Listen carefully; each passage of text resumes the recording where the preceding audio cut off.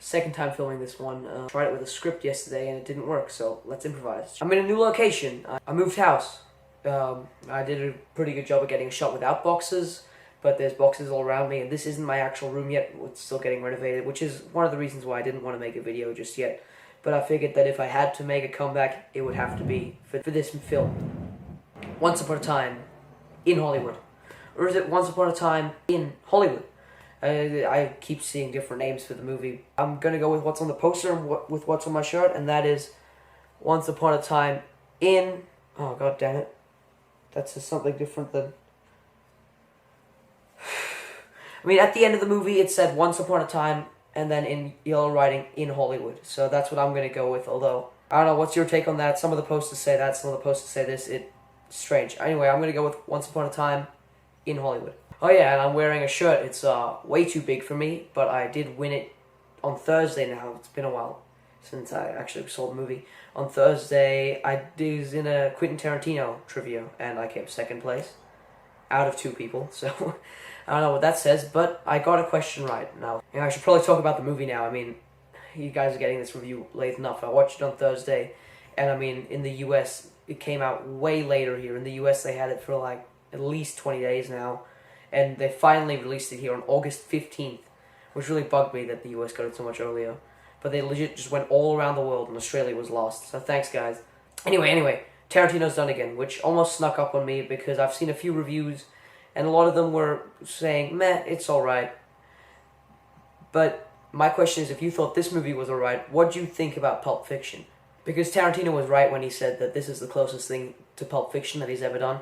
It was fairly similar in the way that the story was told, not with the whole starting in the middle and then showing the middle at the end of the movie thing.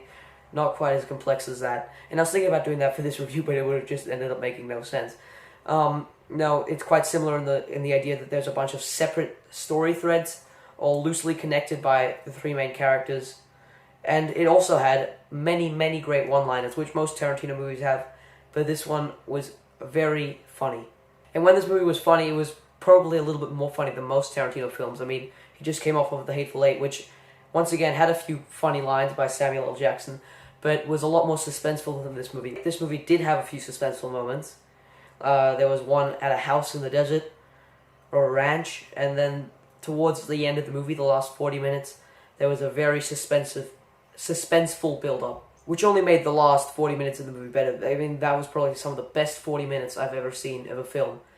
To end a movie that was so good, and props to Tarantino. Now, this film was, as I said, funnier than most Tarantino movies, and almost just a comedy movie. It had its suspenseful moments, but it was so funny, and for a few different reasons. Probably one of my favorite Tarantino films, and the comedy industry is kind of a bit lame lately, so probably one of my favorite comedy films in recent time.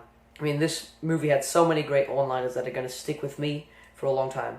All 3 mega stars, Leonardo DiCaprio, Margot Robbie, and Brad Pitt, do a really good job in this movie, and I feel like the movie can only be as funny because of how good Leonardo DiCaprio plays his character to allow Brad Pitt to do an even better job and really blow this movie out of the water.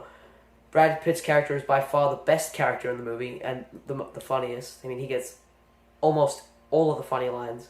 But props to Brad Pitt, this is one of the best movies I've seen him in. I mean, the one issue I had with this movie, like a lot of other people have complained, is that for the first 2 hours of the movie, it's set over 2 days.